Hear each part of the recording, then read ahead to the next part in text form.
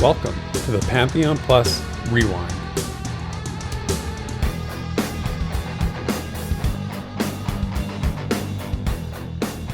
Hey everyone, and welcome to episode 1199 of the Pantheon Plus Rewind, our weekly podcast to cover and comment on Pantheon Rise of the Fallen and the goings-on of its community.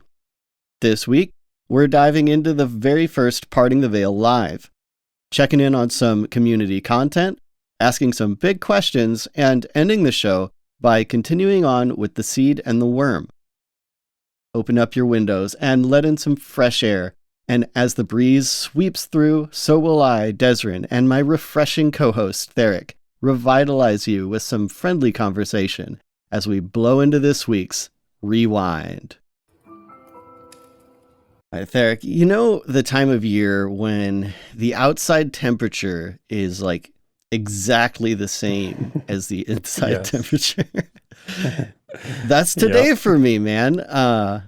It's good or bad? Is that good or bad? I love that. I love that. So, like, what would you say the temperature is there right now?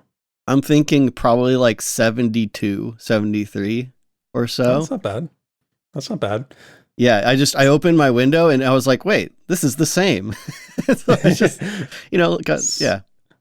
Yeah, so we're in that phase of the year where it's, how long can we go before we turn our furnace back on? And turn the AC off and the furnace back on.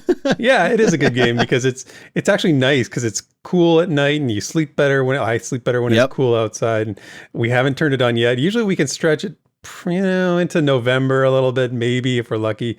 But it's definitely on the downswing. It's been cool and actually cooling off nicely here. I like it too. I like this temperature time of year a little bit better. And I like the intro. You said refreshing. It is refreshing to me. I feel like the cool breezes of fall are very refreshing. And I feel like tonight we need that. I need that today because today was very. It's a long day, so I'm ready for not quite refreshing. No, today was not refreshing. My workplace is not very refreshing. So, well, it definitely goes to show just how I will take any mundane thing and turn it into an intro. But you never know. That's what we do here. You never know where that inspiration might strike. Exactly. You know what else is incredibly inspiring? Inspiring, yes. That's our wonderful adventuring party. So. We've got Ziplocs on the Darkmer Rogue, Sparrow on the Elf Ranger, Bounty Code on the Human Wizard, Screech on the Scar Bard, Wiki Woo on the Human Enchanter, Shuriken on the Dwarf Cleric, Horsosaurus on the Human Warrior, Fury Wrath on the Archai Summoner, Pavejo on the Gnome Wizard, Acera Avienda on the Elf Ranger, Churro Dude on the Halfling Dire Lord, Galarain Moonsong now on the Elf Ranger. Right, and they're a new addition to the Patreon party. So welcome to the Patreon adventure party, Galarain Moonsong. Yep, it's awesome. So thanks as always for supporting our show and just being fantastic members of the community. I was really tempted to make some kind of like wind in our sails comment, like keep the. Were you thinking of singing? Were you thinking of striking up a song or what? Maybe not this time. But anyway, maybe next time. We'll leave that to Mana Rohan. Maybe that's the next video. Exactly. But for now, thanks. As always, you guys are great. And if you'd like to join the adventuring party and get your name read out loud on the show, feel free to head over to our Patreon and sign up. Or if you'd like us to publish your name onto this shiny scrolling banner that you see on the bottom of the screen, go ahead, drop us a super chat during the YouTube premiere or the super thanks now in the comments. It's always appreciated, but, never required. And, thank everyone for just showing up and listening. 100%. But, before this intro gets kind of like as long as the Parting the Veil itself, maybe we should get into it. Yeah, let's get into it. This week in Visionary Realms News and Notes.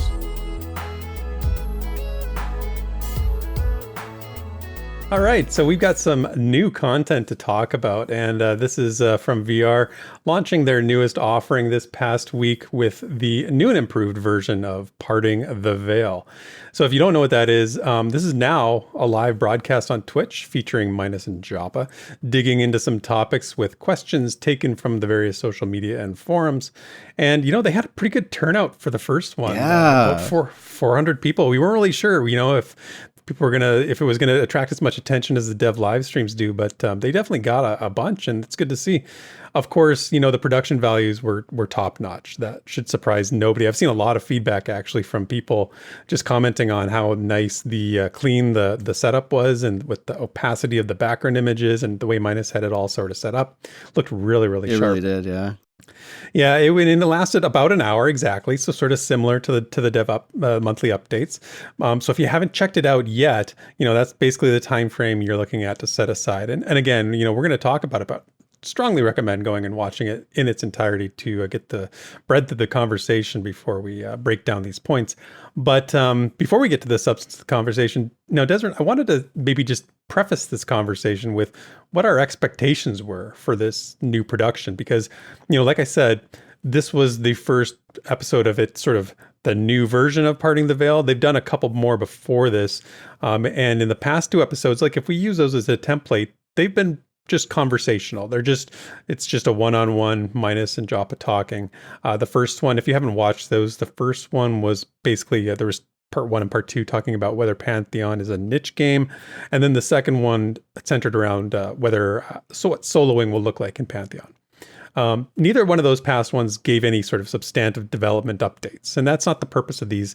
And this one, again, followed suit. It's not about showing things that are going on. It's not a show and tell. This was a discussion about design philosophy, and there's a lot of ideas and what VR wants to do with their systems. And, so going into this, the expectation was, if you'd seen those previous ones, that probably should have been the level of expectation rather than any sort of like tangible design pieces that we get in the monthly dev updates. So not a show and tell, more of just a tell, if that makes sense. And then if you compare this to the old developer roundtables, it's quite similar. It's actually more similar, just a different presentation on it. They're super dense with information. That's one of the things I loved about those dev roundtables, is that they were always dense with information, because VR never had to worry about there wasn't a visual element to it. Yeah, and this was definitely dense. Very dense. They're talking about taming, mounting, and travel systems, which we're going to get into here. But it was pretty light, when it comes to any implementation or technical aspects. And so I think that, they didn't talk about it on the stream, but that question is then going to naturally arise because people may be going into this with different expectations. So it was answered. Ben Dean talked a little bit about this in the chat. He gave some responses, and I'm going to read the quotes because they didn't talk about it on the stream. It would just stayed in chat. So I think it's worthy of sort of putting it out there and vocalizing a little bit. And it's a little confusing. I'm gonna tell you this right now, because the first question was, is all this talk theory or is it in the pre-alpha yet? And Ben replied, no, not implemented yet, post-alpha. But then there was another question a little later on where it said, when in the game's development will this taming system first appear? And Ben responded, likely during alpha, but don't hold me to that. Priorities are always shifting. And then lastly, the question was, or I guess it was more of a comment. It said this communication might have been more efficient in a newsletter. And Ben's response was, once we get closer to implementation, we'll have it in newsletter articles. So I guess all that to say, what setting your expectations for these Parting the Veil episodes should be very long term, very far out on the proposed timeline for these systems. I don't think we're going to see anything demonstrated or any visual representation of this taming, mounting, and systems that they discussed. I don't know we're going to see that anytime soon. Yeah, not even VR soon. But I think what Ben might be meaning with the whole alpha and then post-alpha thing, I see them maybe using alpha as like the milestone for when they enter alpha.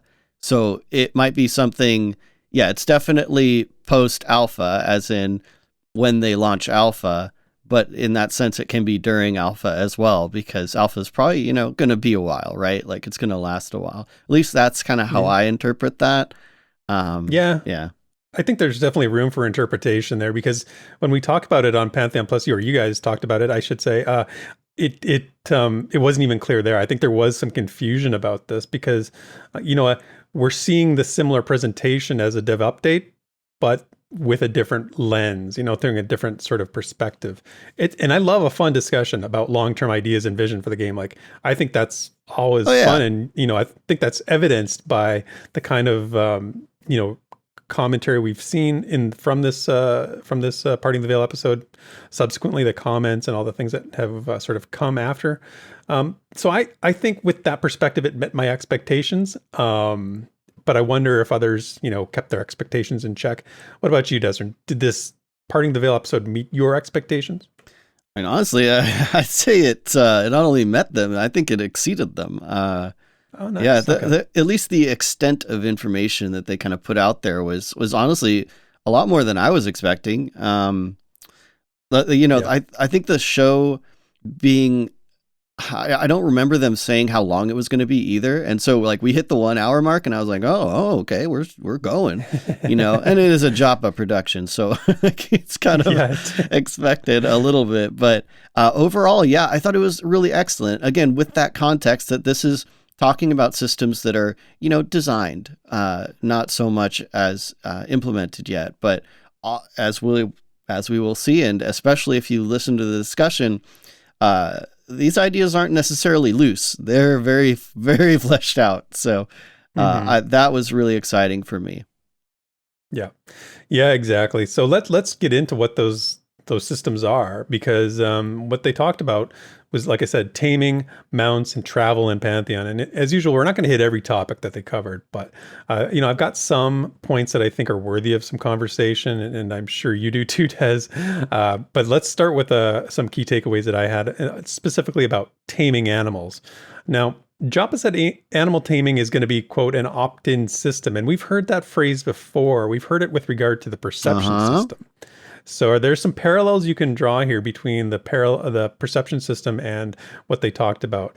They said, it's not being designed as something players basically are being expected to undertake to be competitive when it comes to group content. And I'm taking that definition from the way they've talked about perception, but opt-in is opt-in. Joppa talked about there is going to be a level requirement and necessary quests that the player will have to complete first to receive even the skill or ability to start taming, which I thought was interesting. One big thing that was said that I think didn't get enough attention, and I want you to comment on here too, Des, is that you're going to need to be able to put these skills on your action bar.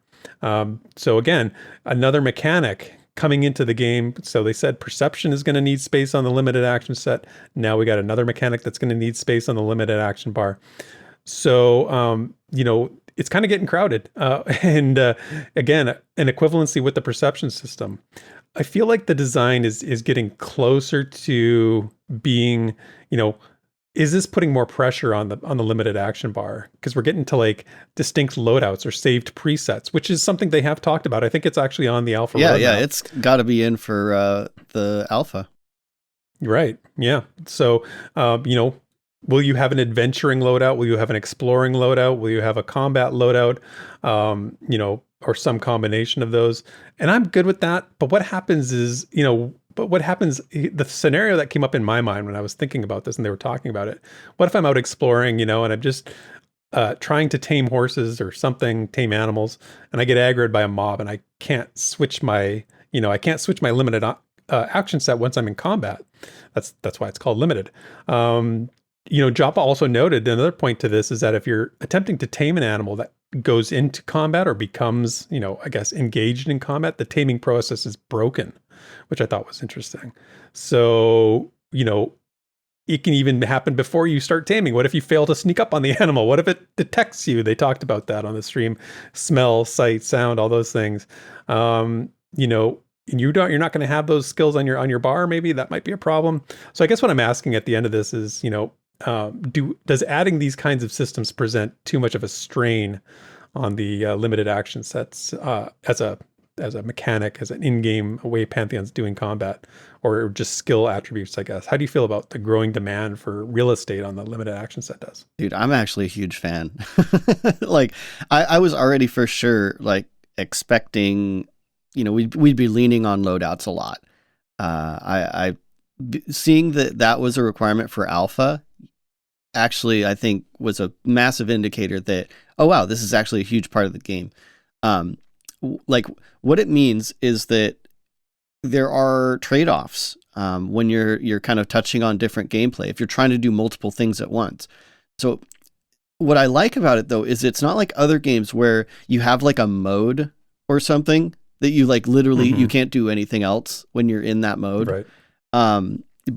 But you have these like pros and cons.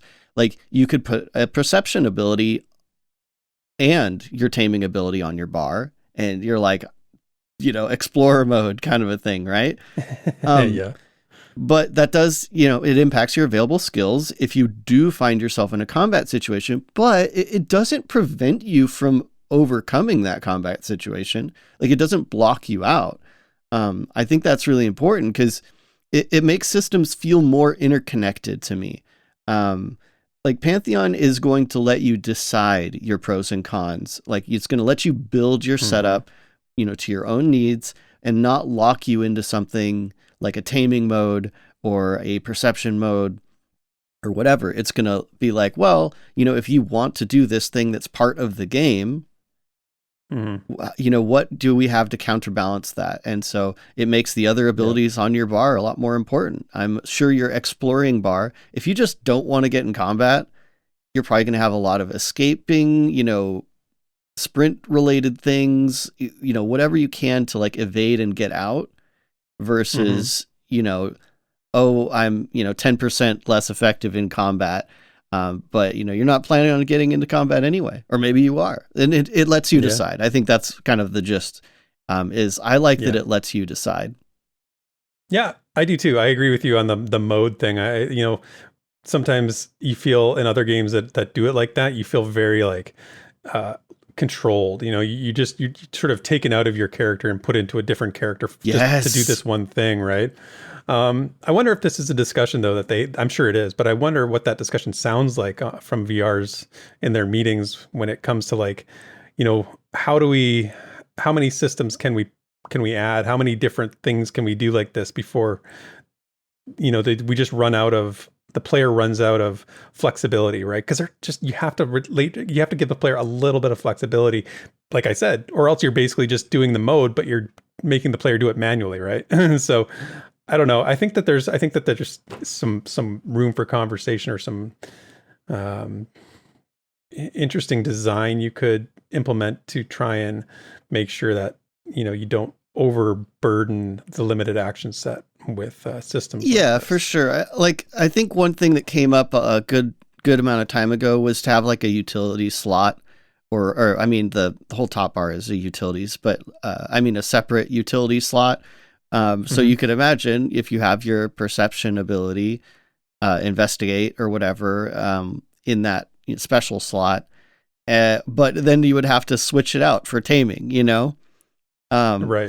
That I think was presented a while back. I don't know the current, if VR wants to do that, but I think that was a conversation happening a while ago and might be a possibility, but I don't mind it being part of the main action set, honestly. Yeah. Yeah. And then, another piece, I said that in the beginning that there was no, very little tangible information. There was one little thing that came out of this that I'm very excited about that is tangible information. They removed the level numbers from the NPC nameplates for this. And why am I saying this? It's because we're going to talk about in a second here. We're talking about like perception and taming and the interconnectedness between those two things. The reason that they did this is because, well, first of all, let me just say, I love this change. Like I said, it's a positive. I hated seeing those level numbers on the mobs nameplate and mobs, because I think the animals, mobs, everything should hold a lot of mystery, should be more mysterious to the player. And if you ask me, that level is a huge piece of the information. But, in Pantheon, there's, these characters, these NPCs are going to be much more than just their level. They've got stats, traits, dispositions, and this came up in the stream on Parting the Veil because Joppa talked about how the stats that animals you can tame are going to have. So he identified 5 of them, and I'm going to go through them and just sort of give a little detail on what they said. And the reason they took off the level on the nameplates is because they wanted to sort of keep these kinds of things hidden from the player so that they're only discovered once you've tamed the animal or tamed the creature. Anyway, the first one was speed. And what that does is it modifies base movement and sprinting speed of the animal, the creature. Second one was endurance, and it basically works just like the player's endurance that we've seen in game. Having a larger pool means that you can sprint for longer. It'll affect other movement-based actions. They pointed out that it will actually, this is going to use the creature's endurance, not the player's. That was a question that was asked during the show. Third one was stability, which means a rating based on how likely you are to get knocked off and if damage is taken by the creature. The fourth was handling, and that affects acceleration, deceleration, and turning controls. And the last was will, and this one they talked quite a bit about. Basically, it determines how long the animal's going to stay tamed or will allow you to ride on it, I guess. A lot of this, again, was, there's lots of questions you could have from all this. It's not all set in stone. But it's a very deep system, and I love that these are all hidden stats. It makes me think taming is almost having the same appeal as like fishing in MMOs, right? Why do so many people love fishing? Why is fishing so popular in MMOs? I don't know if you've ever asked yourself that, but my theory is that you never know what you're going to get. You never know until you pull it out of the ocean or the lake and you reel it in and you see what you got, right? I remember New World launched, and that was one of the things I did the most. Fishing early on. There's that little bit of like mystery and excitement. Yeah, it's a little bit of a gotcha, and I don't mind that. I mean, you can guess, you can wonder, but catching that really super rare and amazing fish is a huge temptation and a huge reward. So taming in Pantheon, the way they've set it up, it does sound a lot like fishing to me.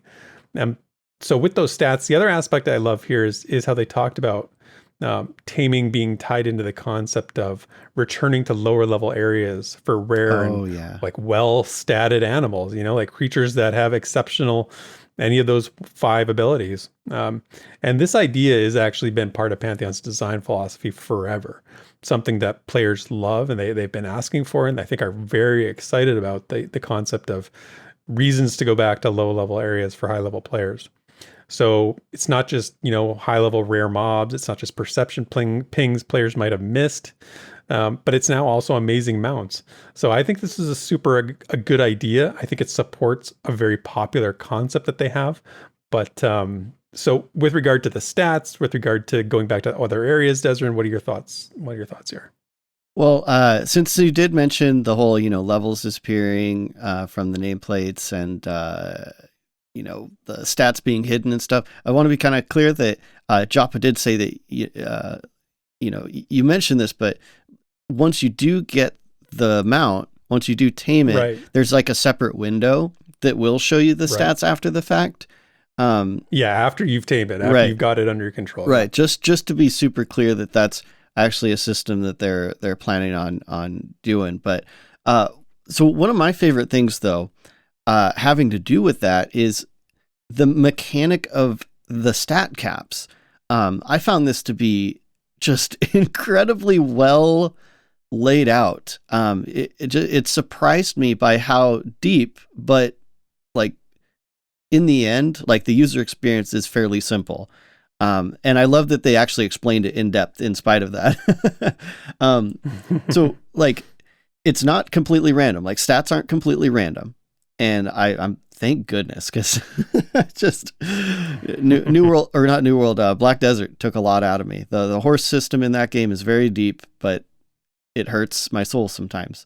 So, but what I love is that there's that, there's a serious rhyme and reason to it. So if you con something, you're actually kind of looking for certain keywords to get a more general idea of what it's going to have as far as like the stat caps.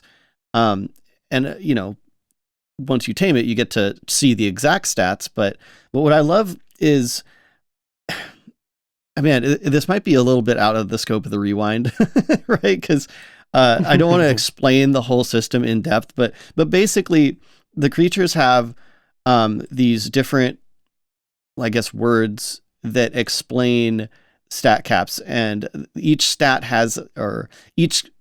creature has a primary, a secondary, and a tertiary stat that has higher caps. So like the primary has the highest cap, the secondary has the next, tertiary has the next. But what determines those stat caps is these phrases, and Joppa mentioned a few, like swift, spirited, or brawny. But in spite of like trying to explain that terribly just now, the end user experience is it's actually like pretty intuitive. You would just have a preference for, what kind of creature you're looking for. Like, I'm looking for a spirited horse. Like, that's my preference, because that's the most likely to have the stats that I'm looking for. And he even mentioned the possibility of some rare ones. The one you mentioned was Dauntless, which, again, it's not super complex once you understand the mechanic. It's kind of like it just has 2 primary stats instead of, So it's just, all you really need to know is what the phrase means. So like what the little word, the catch word is. Yeah. Like what it refers to, what it sort of translates into. Yeah. But anyway, sorry. I don't want to get too off track with that, because honestly, that whole thing might need its own I'm video. glad you mentioned it, because honestly, like you said, this was so dense in information. I actually missed that. I don't know how I missed it. I literally stood up for 2 minutes to walk over and check on something in the other side of the room, and I must have missed what he was talking about this, because I didn't even hear that. But that is very interesting. So I mean, it's like those keywords are going to describe some of those 5 stats that I said. It's going to reference the prevalence of those 5 stats. Exactly. Is basically what it is. So it basically means if you're going around trying to find a mount and you con one and it's like Dauntless, you're like, you're like, right. Do that. So that means it'll have like a higher endurance will be its primary, stability might be its secondary, and will is its tertiary kind of thing. Something like that. Yeah, exactly. Yeah, okay. Just as an example. That's not what it actually is. Don't misunderstand what I'm saying. But yeah, I mean, I could probably go into several more things, honestly, but no, that's cool. I'm loving the stat setup. I really am. Yeah, somebody in the stream mentioned, and I think you said it on Pantheon Plus U, it's like got a JRPG kind of depth going on to it here, and that definitely hit me too. And it's funny. It's a funny reference, because another point that I wanted to discuss was something that came up near the end of the stream. Joppa talked about this whole system, saying that the team has spent years considering this system, which is interesting, that it's been in their minds so long. I saw a post earlier, actually, going back to Brad talking about their early vision for having a mounts and what, a riding system in Pantheon, and it kind of echoed this. So I think that it does, harken back to Brad's vision for the game. Of course, makes sense. And I think appropriately, in my view, Joppa acknowledged how heavily the system they're describing here has been influenced by Breath of the Wild. Oh, yeah. Oh, yeah. It's funny, because I talked about Breath of the Wild last week. He basically said it was a huge impact on him as an experience as a gamer, and I can agree with that. It's interesting, because I love the game, and obviously he does too. But if there was one system in Breath of the Wild that I actually think isn't very well done, it's the taming and mount system. Oh, really? Which is it feels, maybe it's only because the rest of the game is amazing that it feels very mediocre. So if you haven't played the game, if you haven't played Breath of the Wild, this might not make any sense to you, but basically everything they described here with a little more depth is almost exactly how it works in Breath of the Wild. The issue is why it doesn't work. And what I've heard, and this is not just my experience, I've read, commentary online, and I've seen reviews that mention this issue, is that this system is almost entirely irrelevant in Breath of the Wild, because there's gliding, there's climbing, and because of the fast travel system in Breath of the Wild. So what it ends up translating to is that overland travel in that game is largely never done by horseback. Like when you find horses and mount them in that game, I mean, it's kind of fun. It's kind of like a mini game, but the utility is very low.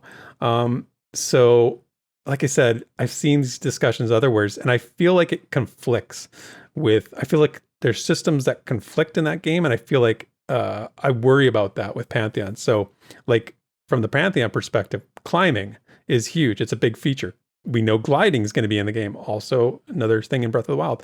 Now, maybe it's the fast travel system. And Joppa said this at the very outset of Parting the Veil here, how fast travel systems completely undermine, world exploration, making the world feel relevant. He was like, a sense of arrival. He was vehemently against, like, he made a whole point about how it's like ruined and made everything into like these hub worlds. And he had some words.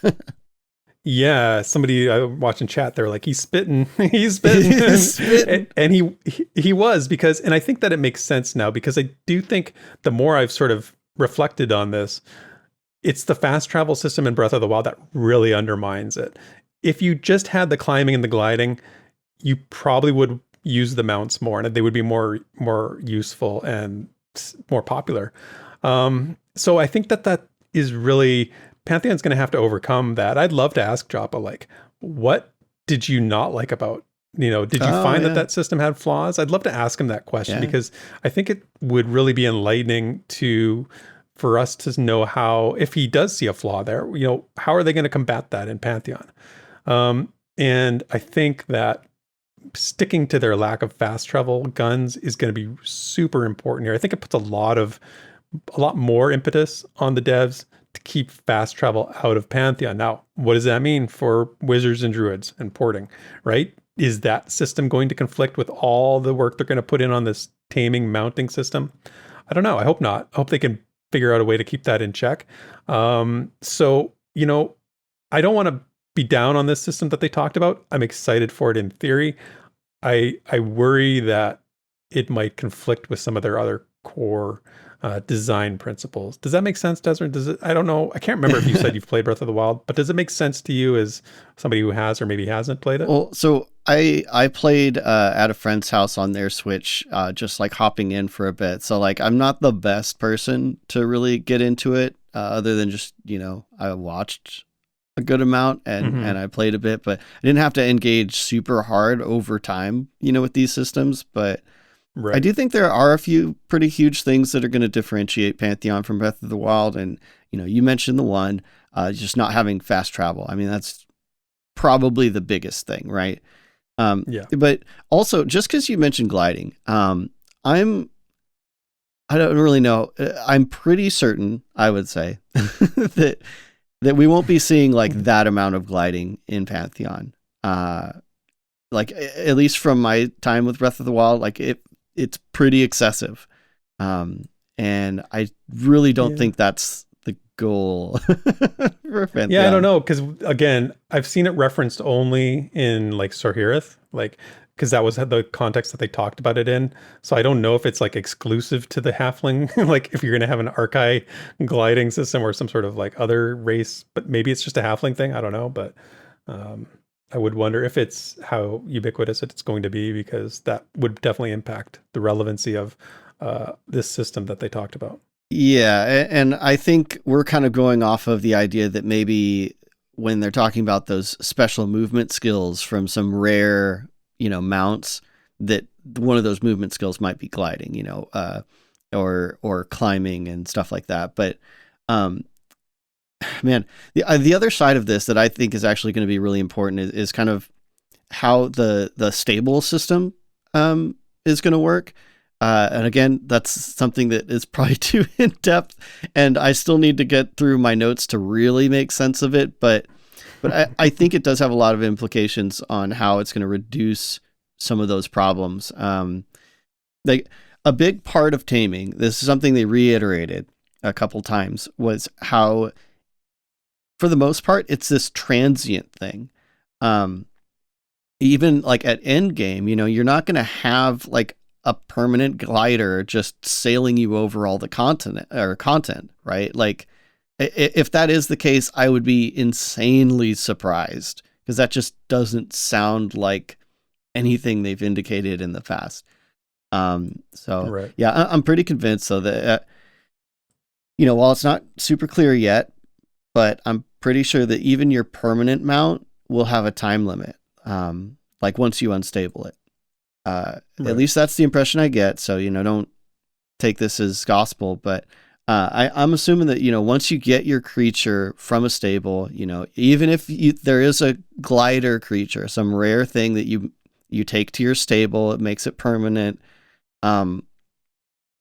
Besides that being rare and probably limiting, maybe gliding uses a bunch of endurance from that type of, creature. You'd only get so far before eventually it heads home. But like, it would still be a boon. Like we're talking end game stuff, right? Because Joppa made it clear that there are some things that over time become just trivial and boring. And travel is a huge one. And I love that he addressed that. But you could imagine, let's say you do get to end game and you have a few stable slots, and one of your stable slots has, a fast, mount that is a land mount only, but it lasts a long time. Or you have your glider that, you start gliding, uses all the endurance, and then it gets mad at you and heads home. Like that's kind of more of what I'm expecting, because, you have to make the decision there. Maybe some places it's really convenient to use the gliding mechanism for a short time. Maybe sometimes it's really convenient to use the mount for a long time, or the land mount. So that's kind of what I'm expecting. Again, I'm extrapolating there, but I think that is going to feel a lot different than Breath of the Wild. Yeah, I don't know. It'll be interesting to see how it plays out, because like I say, it's probably the weakest aspect of Breath of the Wild, the whole taming, mounting system and stable system of that entire game, if you ask me. So we'll see how it plays out. There's a lot of questions still to be asked about this, and like I said at the beginning, it's probably going to be a long time before we actually even see this. I mean, we're talking about a lot of work that has to go into building this system. This was a design conversation, not anything that is in any way, shape, or form, being implemented at this time at all. So, good to know their vision, though. That's we like. Yeah, to see, and it was, again, very well thought out. So, like, while it's a design thing, this was much more than just let's shoot the crap and like just make up things as we go. Like, yeah, it didn't feel like they were making things up as they go. But of course, the question is asked, like I said at the very beginning, like, what does this add to the development time? Like, where does this fit into the overall timeline of, is this going to add a year to the development time? How long? What are we talking about here? And, that's a good question. And that's a question that they didn't answer. So, we'll see. I'm gonna come at you here, because one of the main themes they tried to point out was that this has been something planned for a long time, and so I wouldn't even think of it as adding to the development timeline, as more just it's part of the development timeline, and it's obviously going to be very integrated with the rest of the game, so it'll come online as other pieces come online to support it, just like any other feature, I would say. Yep. Yeah. I mean, I guess, again, the timeline is as long as as they determine it to be. So if the timeline is 3 years, then maybe it's in the last year of the development timeline. I don't know. So it may be on there. It's just a matter of we don't see the big picture, right? We don't know what the big picture looks like. We just know what the roadmap to alpha looks like. It's not on there, so we know that it won't be a part of before getting to alpha. Yes, but when it is coming, as was pointed out, we will know in an official capacity, newsletter or something like that. Yeah. Yeah, absolutely. Okay, so let's leave it there for reviewing Party in the Veil. Again, I recommend everybody go watch it. It was a very time well spent. Lots of good information there. And let's move on and give you a quick update on what we're working on here over at Pantheon Plus for the week coming up, September 26th through to October 2nd.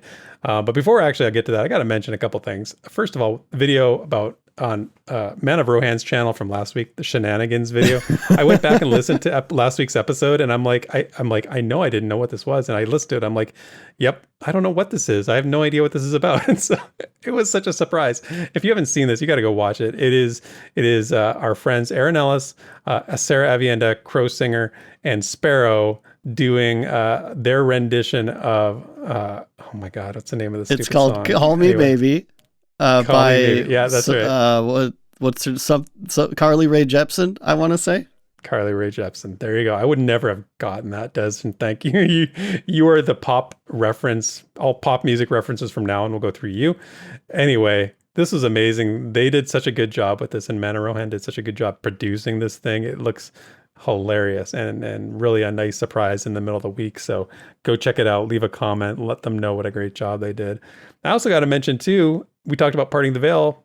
Pantheon Plus U has a new host, or not a new host, I should say an improvement with another version of Pantheon Plus U, because you and Man of Rohan and Redbeard Flynn Desrin hosted the after show after Parting the Veil last night. You guys did a great job. Aww. They did a really nice job of doing that. It was a little crazy. It was a little crazy, but it was fun, and I'm super glad people showed up for it. You would never know. It was like would never know it was your first time like hosting a live streaming event. Like crazy how you just sort of took right to it and didn't even flinch. Well, so, I did get help from a professional streamer, so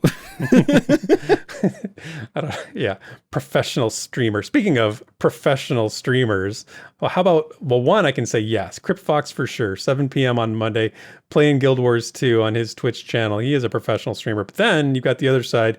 You've got Drac and his buddies doing their midnight After Dark EverQuest crew. That is always fun. Although, not exactly professional, but still good. I'm just kidding around.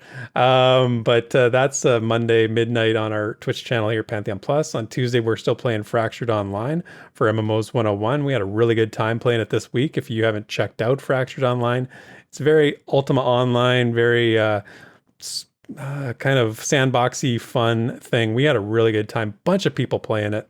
So check that out, 9 p.m. Eastern on our Twitch channel. On Wednesday, I will be getting out the class video for the changes to the updates, refinements, I guess you might say, to the Enchanter class that they talked about in the dev stream last week. Desrin, you did yours on the Rogue video this week. Really, really, really well done in terms of, everything you put into the information and the scripting and everything. You covered the whole thing, I thought, in a really nice 6-minute script there. So if you haven't checked that out, definitely go watch that video. Thanks, Theric. And if no one knows, Theric actually edits, so never give me any credit for the great edits on those videos. Thank you. Yeah. Well, it's a collaborative effort, and I enjoy it a lot. So, speaking of collaboration, 7 p.m. on Thursday, 7 p.m. Eastern, we are playing Guild Wars 2 again for MMOs 201. I think we're going to be doing some fractals. I haven't even talked to the group about this yet, but we did Tower of Nightmares this week. It was a lot of fun. I'd like to keep us challenged and maybe do some fractals for Guild Wars 2 this coming Thursday. So if you're into that kind of stuff, come check us out here on the YouTube channel. That's where we stream that. 8:30 p.m. Sparrow is playing WoW on her Twitch channel, and 8:30 p.m. Eastern for that. Friday, Redbeard Flynn has a video coming out called MMOs Aren't Dead, Guild Wars 2, and how connected to the Guild Wars 2 we've been playing. I'll be watching it for sure, so we'll see about that. Saturday, we've got Essen and Sarah back for another edition, episode 2 of Couples Conversations about issues in Pantheon or features. They're talking about realism in MMOs this time and sort of Pantheon specific. So if you like the first one, which was really good in terms of their back and forth, they have a really nice dynamic, of course, as a married couple having a conversation. That's pretty funny to watch. So check that out. That'll be going up on Saturday. And that is going to be it for this week's news and notes. The Pantheon community is full of cool projects, new people, and things that are just worth sharing. What's this over here? Look at that. So let's see what we can find in this week's Community Spotlight. All right, surprise, guys. We are doing the Spotlight first this week. So there's a reason for that. But we can get to that. A few things I wanted to kind of shout out right off the bat, I think. First off, we've got Wizen doing another article, Weissen, Thalesred, Scrawlings 12. And that's going to be up on Pantheon Plus, link in the description. At one point, I'm just going to say that after every single one. And that'll be our like Christmas drinking game. There you go. And next, naturally, I didn't get to this last week because we recorded right before it happened.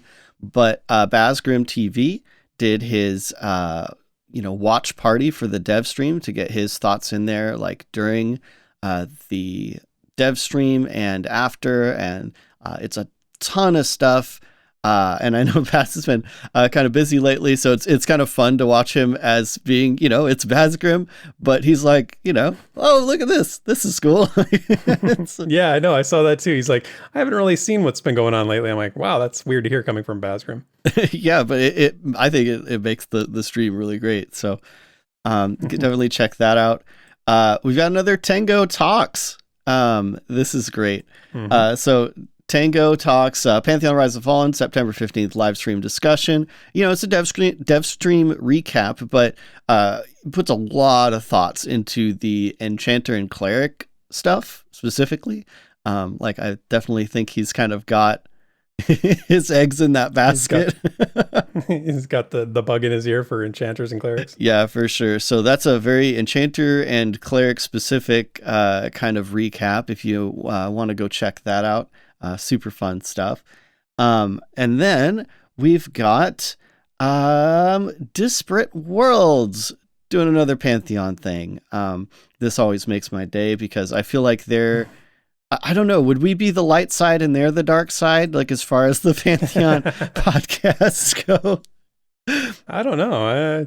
I don't know. Maybe we'll have to talk to them about that. Yes, we'll see who's the dark side. But this is going to be episode 35. Model me this. Character models and animations. And if you guys didn't know, Disparate Worlds does kind of a podcast video talking heads back and forth because Sakari is rather invested in Ashes of Creation, following that pretty closely, and Moxis is on the Pantheon side, and it's really, really fun dynamic with what they put into there.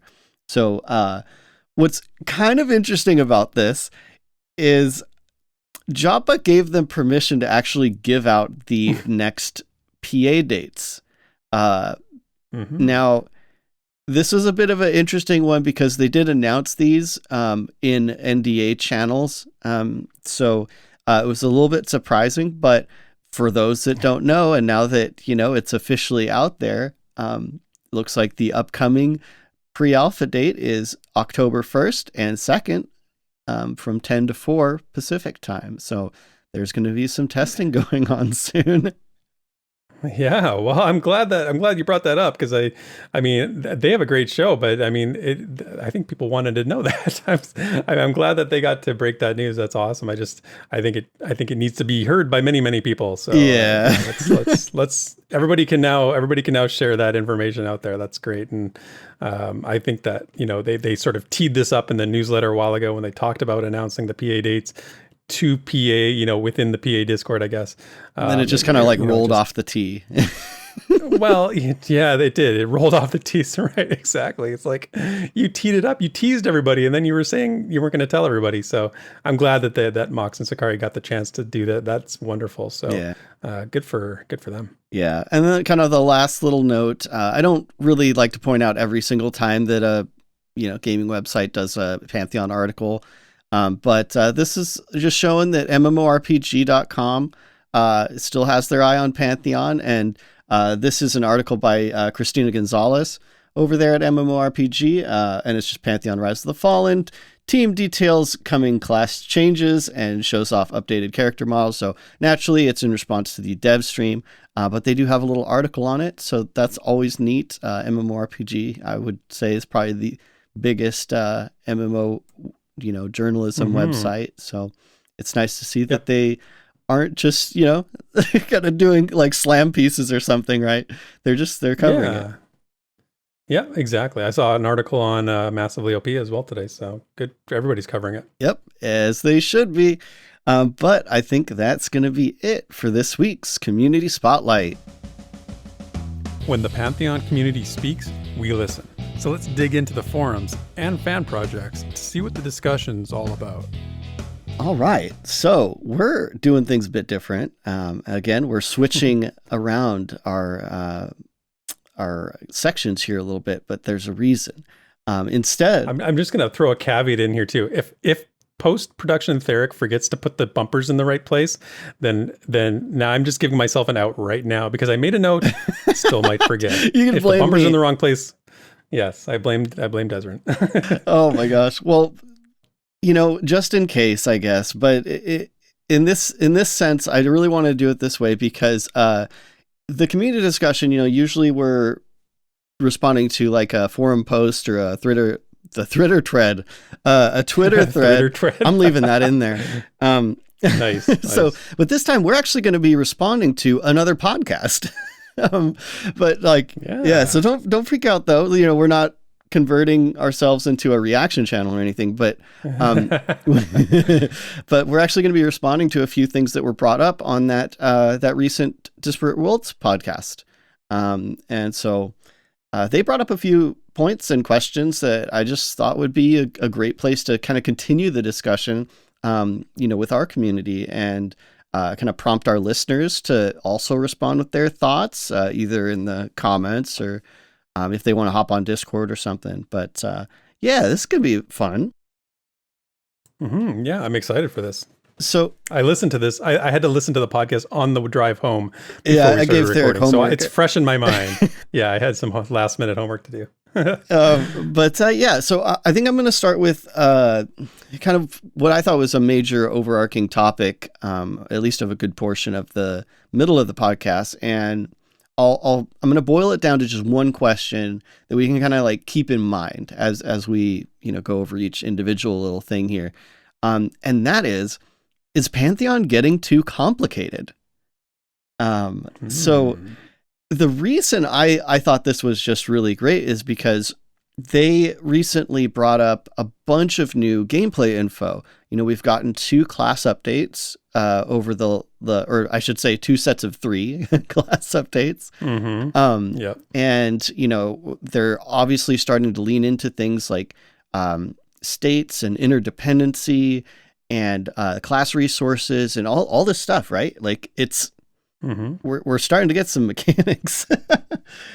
So I think it was just a kind of great question. Because what it started with in the podcast, in case you guys haven't heard it already, Sakari starts kind of like breaking down a combo that I think I might have mentioned in the Rogue video. If not, we probably talked about it. But is like the Rogue's opportunity strike and opportunism. Oh my gosh. Those optimistic rogues, man. Opportunity strike, opportunism, and how they kind of have to juggle readiness to, in order to use the ability opportunity strike. But also they need opportunity, the class resource, to scale the ability. So Sakari's first reaction was like, if I'm converting my opportunity to readiness to use the strike, I won't have any opportunity to scale the damage.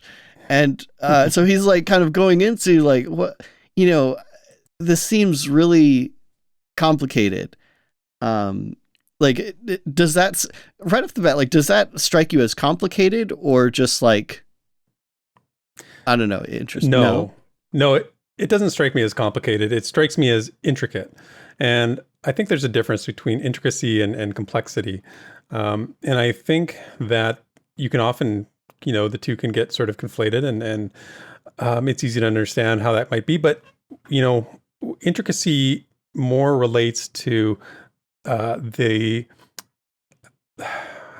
trying to sort of like, I can sort of visualize it, but I can't really put it into words, but like the number of steps that are potentially involved rather than complexity, where it's like the number of steps or the number of steps that must be involved. Oh, it's like a gauge of possibility more than just a set of like trivial things.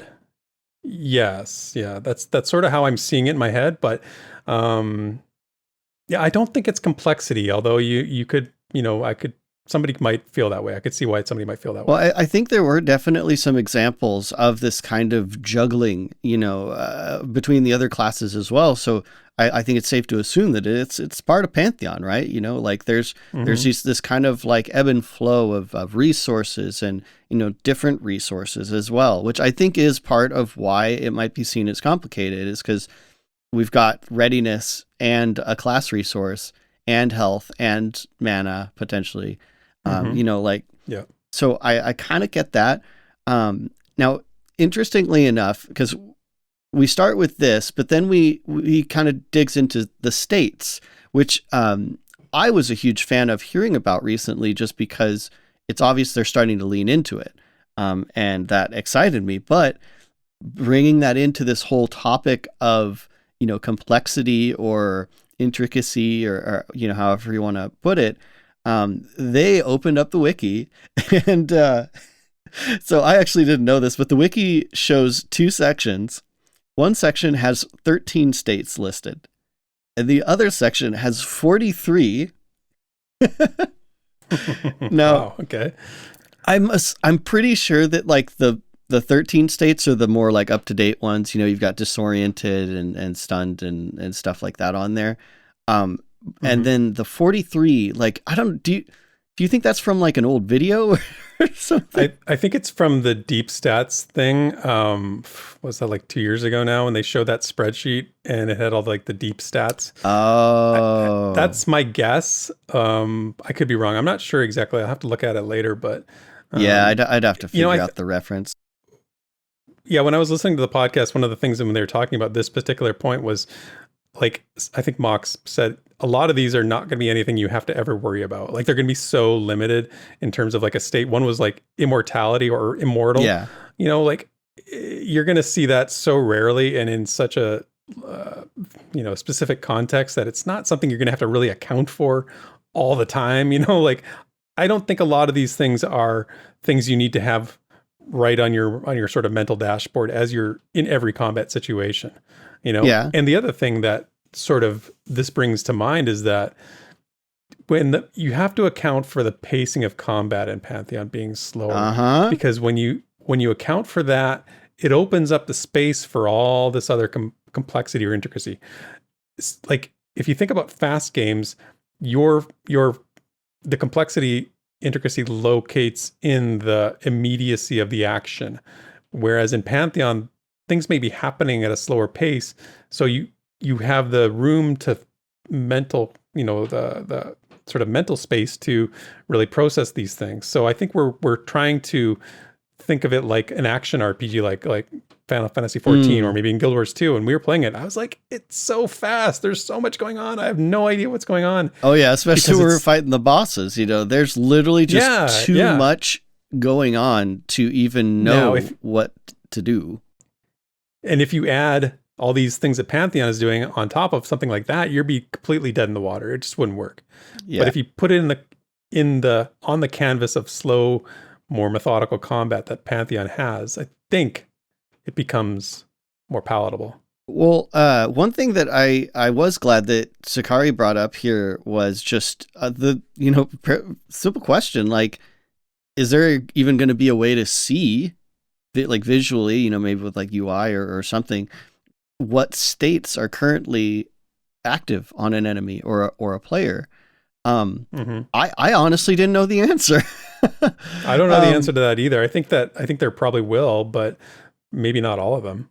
Right. So it's interesting because Mox jumped into a bunch of examples or ideas, I should say, of like what could be that were visual but not necessarily UI related. I thought that was interesting just because I immediately thought of like a UI element because I relate states in Pantheon a lot to, conditions in Vanguard, or a lot of other games do a similar system, right? But one thing about Vanguard that I was actually a huge fan of was that they had a separate window for conditions. So, you didn't really need to see all of the debuffs on a mob at any given time, like, because there's just a huge list. But being able to see specifically, like, oh, there are these, conditions that I can exploit with certain abilities, given they didn't really lean into this system like Pantheon is. But that's the first thing that I thought of. I don't know. Do you like the idea of a window, or do you like something that's more like just a visual, like particle effect or something? Well, I like the idea of a particle effect, but realistically, like, I mean, what do I think is actually going to be in Pantheon? I think it's just going to be a UI element. They're not going to have the ability to give all of these states a visual effect. There's no way they can do that. I don't think so. But I mean, I would prefer that. I think it's neat when you see an effect on an NPC you're fighting in a game. I think it's neat to see them, just to use flames as an example, on fire, or whatever the state may be. If they're, I think intoxicated was one that Mox and Safari brought up. What if they're just sort of stumbling around like stupidly, like they've been drinking too much or something? That would be neat. There's no way that they're going to have that level of detail. Not for this game, I don't think. yeah, I would agree that it's unlikely. The one that I thought of actually was in EQ2 when a mob gets stunned or dazed. I think it actually does have like a distinct effect, but again, we're talking about like visual clutter, right? You're not actually making decisions based on that, right? And that's what's important, is we're talking about tactical things, like things that matter that you have to make decisions based on. So I think like relying on like a particle effect is pretty rough. So I think I actually prefer the window. Yeah. I agree. But I mean, there's also the chance that there's none of that. That potentially you just have to communicate with your group. I mean, like, what do you think of that?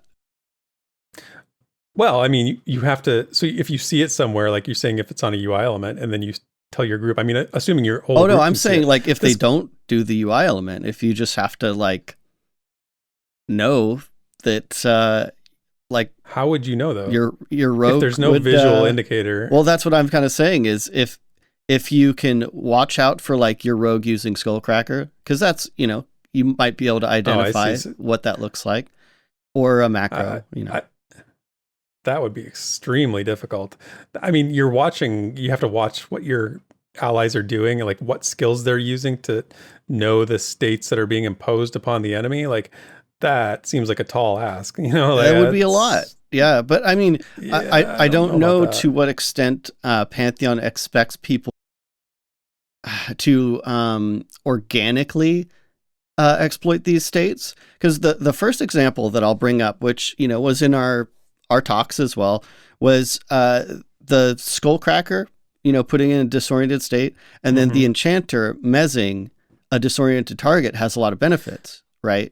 Right. So I see what you're saying, right? So you want the call outs. I mean, basically what you're saying is the call outs are going to be super huge. If there was no indicator, visual or UI, it's going to be a matter of me as the rogue saying, I just used this skill. Okay, Enchanter, hit them, Yeah, or just being on the same page, right? Like if you, we get an ad and you're waiting for the rogue to go over and do something, and then you cast your Mez, or, that's kind of, it's starting to get to the point where you have to really know the game. I think is kind of the point here, is that if it gets to that kind of extent, that's a lot to take in. Yeah, I think but again, I don't take that as complexity. I take that as needing to utilize communication skills that aren't usually utilized. See, to me, complexity and intricacy is more like the nuts and bolts of it. Like, how is it built? Whereas what you're talking about here, I think more goes to a way of playing the game. One of the things Mox talked about on the podcast was like, he kind of didn't like Elden Ring because he felt it was difficult for the sake of being difficult, and there was no way of learning the mob's tendencies, learning how to defeat things. Strongly disagree with him there. There's definitely ways to learn, and you do it through trial and error. And I feel like that's not complexity. That's that's a gameplay style that is just underutilized. It's how the game communicates the complexity to you, or the mechanics. I shouldn't even say complexity. Yes. It's how the game communicates its mechanics. Right. Whereas complexity is how much overlap is there between the class skills, how much, like the riding system, the mount taming system, we just talked about it. That's complexity. Yeah. Right? That's a complex system that they want to impose. I don't feel like making a game that is group centric and interdependent is complexity. I feel like that's just, something else. Yeah, I maybe actually. I think the quote that stood out to me was that Sakari kind of mentions, like, will a new player coming into the game, let's say they've seen some gameplay, right? But they're coming into the game, they're fresh off the boat, so to speak, and they might have that feeling of like, man, if I group up with strangers, they're I'm gonna let them down, right? Like, like I'm kind of joking about it, but I feel that I relate to that a bit because sometimes if I'm playing games with my friends that are more mechanically inclined, we're playing like a first person shooter or League of Legends or something, and like I sometimes don't want to join just because I'm like, man, they have to like play down to me, it's more of a feelings thing, I guess. But that's kind of why I wanted to bring it up, is I think people might feel that. I understand that.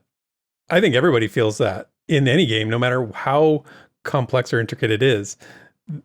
So the question is, like, what level of competency can you achieve to not feel that? Like, how much time do I have to spend to not feel that way? And that's a relevant question. I think that's a very relevant question. And I think that's why we've gotten to the place where we want to get away from that without forcing players to learn things anymore. Oh, man. Like we've gotten to the point where it's easier to just not make you have to learn things rather than make a game that asks you to try and overcome that on your own, right? Yeah. So that's my worry, Well, before we move on, let me just throw out a few points that I think are at least important to keep in mind as to why Pantheon might be, rather complicated. Sure. But also why that's okay. I think that's going to be my biggest point, is that Pantheon is going to be somewhat complex or intricate. But I think that's needed and okay. And the first thing that I got to pop up, though, is, since we're talking about communication and being overwhelmed, there's going to be ramp up. You're not going to be bombarded with this at level 1. They actually emphasized this recently, talking about, the level 10 experience, the level 20 experience, 10 being like, oh, you're probably going to start to group. You're starting to get some abilities that work with others. And then 20 is like when you're really, you're grouping up a lot. You've got synergies. You're starting to really get mechanical, and that's going to take a while. I think that's a key point, is that we're not talking about a game that you get to max level in a week, and then you just suddenly have to learn, all the intricate mechanics that happen at endgame. There's going to be ramp up, and Pantheon's going to take a while, and so you're going to get a lot of experience as you go. But yeah, I think you kind of touched on this earlier, so I'll just real quick kind of go through it. But the tab target, I think, is the game has to be more intricate because of tab target, because people see it, they're like, the game's outdated, it's slow, because tab target systems haven't really been evolved. They haven't increased the intricacy too much. So complexity with abilities and how those abilities work with other aspects of combat, it kind of turns that quote unquote boring and slow combat into this like intense real-time strategy. The thing that came to mind, I'm starting, I might coin this, but it's just, I'm thinking of it like it's a turn-based game without turns. Yeah, I can get behind that. I've thought that before. I've had that sort of realization before, and I love turn-based games. I'm all for it. But again, you can't do that with a group because it's just such a slow experience if it was truly a turn-based. But this is like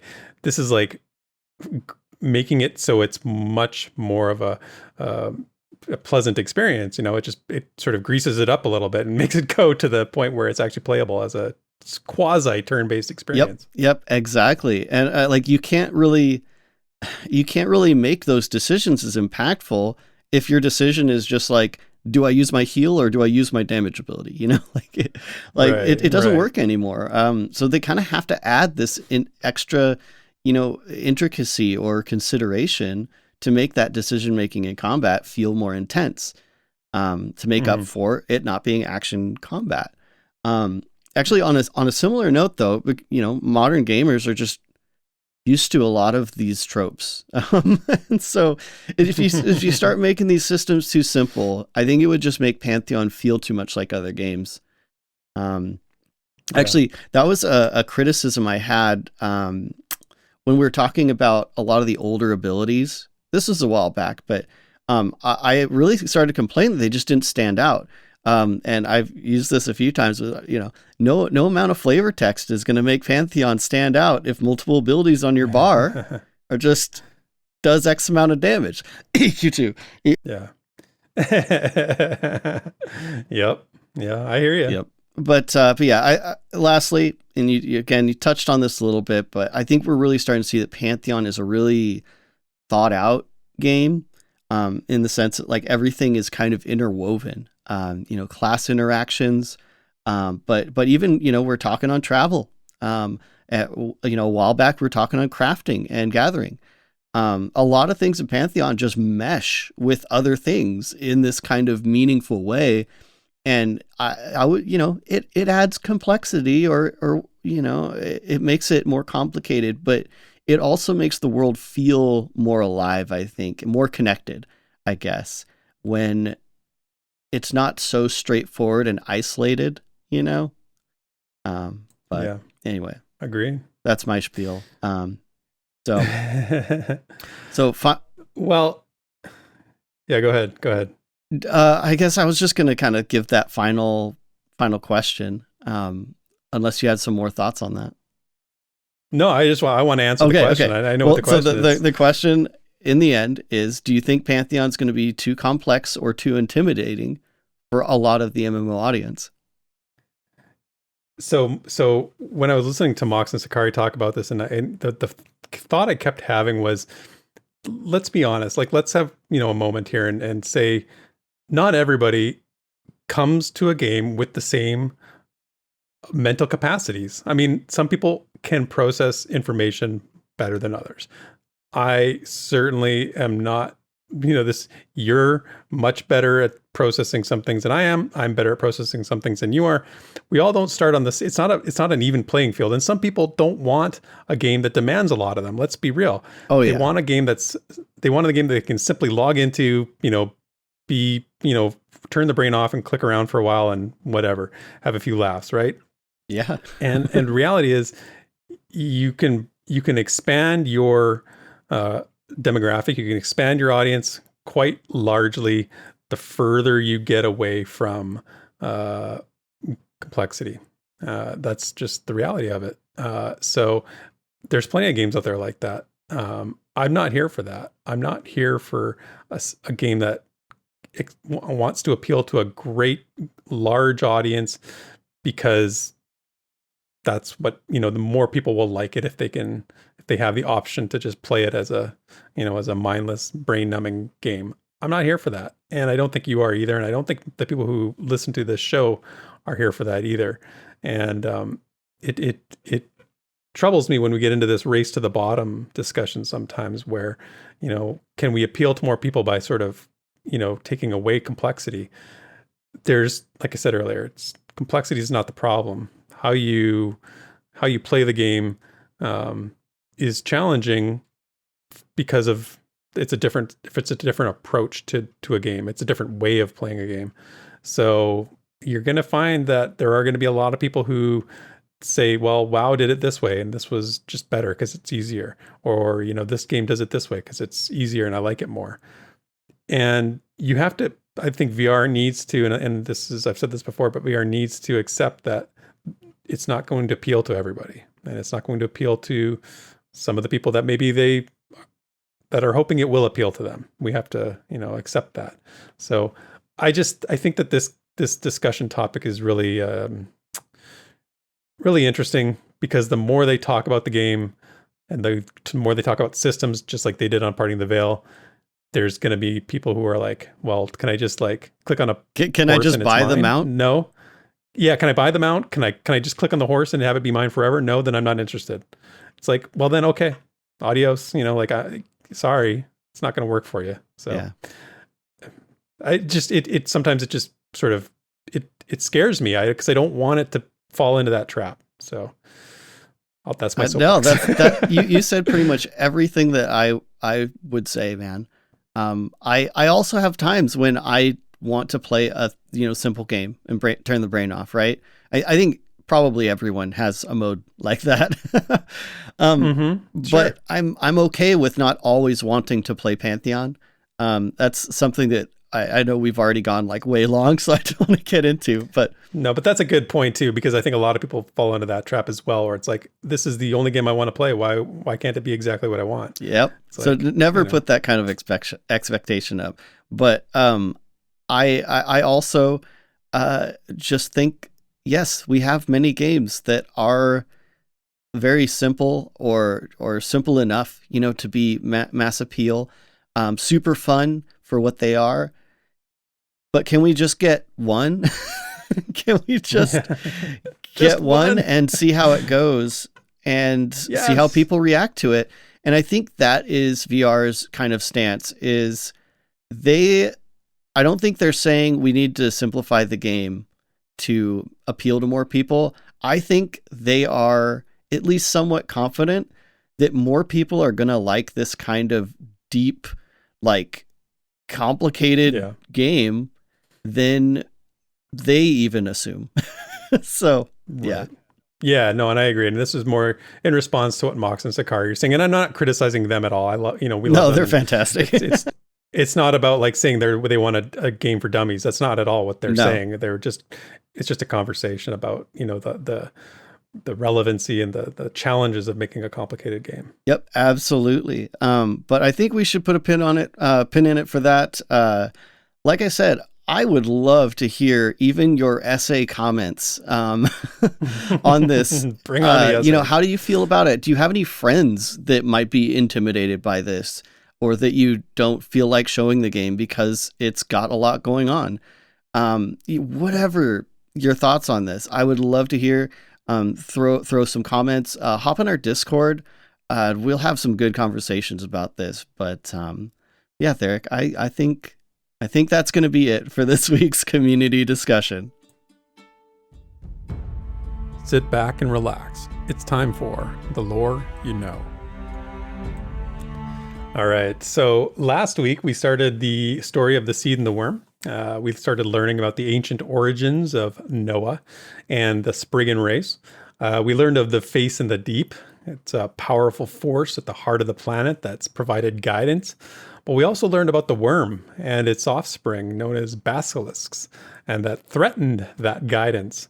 So with the bonds that have been severed, we learned this week how the Spriggan carried out their destiny to all corners of the planet. How they were tasked with using what's known as the world route to find places where mortals could flourish, and from those places provide the guidance that the face in the deep commanded. So listen along as I read the words of J.N. Gerhardt, Pantheon's lead writer, as we continue the tale of the seed and the worm. At this time, the Spriggan were severed from the face in the deep, and their existence was put under constant threat by the children of the worm. Thus they sought out their brethren, the Antineri, who counseled and instructed them on the path that lie ahead. For the face in the deep had not borne them in futility. Though the seed had withdrawn, her children were not abandoned. The Antineri told the Spriggan they must not believe all was lost, or even that this was a day of defeat. Instead, they were to reach out across all of Noah in triumph, ensuring that life would spread throughout the planet, enduring on its own now that the Seed of Life was no longer giving direct aid. They warned the Spriggan against despair, knowing that the face in the deep had made them of tender heart in a way that the Enteniri did not possess. They would carry the face of the deep to every corner and cavern, as soldiers and signal bearers. For the Great Worm was not the only evil in their world, as the foe of life will ever be death, no matter the form each takes. Yet, the Spriggan still bore great concern, doubting they could journey to each of the broken fountains of creation the Seed had made. How would they find these hollows that lie scattered across Noah's face? To this, the Entenari spoke of the first purpose of the verdant shards.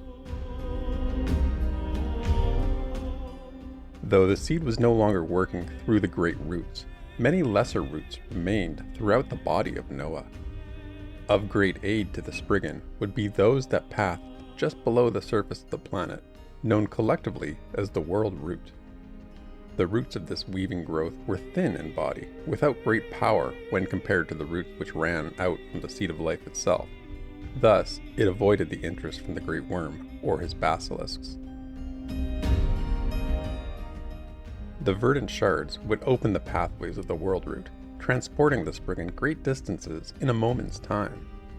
These points of passage became known as the Wandering Stones, a namesake which endures to this day, as does their usage, which has fallen largely to druids and those of their ilk. Near some of the Wandering Stones, the Spriggan began their custodianship of the land, developing domains known as groves. In time, they would resist foes too extraordinary to list here, and would restore what was lost, while guiding mortal kind on how to lean on nature without destroying it. Their role would diminish over time, as creation found its footing apart from even their aid. But they must always be ready to war on behalf of the face in the deep, a charge they would take up with deadly fervor over countless centuries of existence. Thus, the Spriggan spread across the globe, not as orphans, but wanderers. And that is the lore you know. Well, Des, it's been a busy week. I'm ready to put a bookmark in our ongoing tale of Pantheon's development. How about you? We definitely went longer than I was expecting today, but good convos, This is a long episode. Yeah, really good conversations, and it did go long. And no matter how tired I am, I can always be up for a good Pantheon conversation. But we are another week closer to Pantheon being a reality in one way or another. We are also through another episode of The Rewind. If you enjoy this show, please consider subscribing to the channel. Like Desrin said earlier, join our Discord, have a conversation with us. We'd love to chat about it. You can stop by one of our many Twitch streams, no matter who's hosting. We got a ton of stuff going on. So thanks for hanging out with us today, and we will see you next week. Bye, everyone.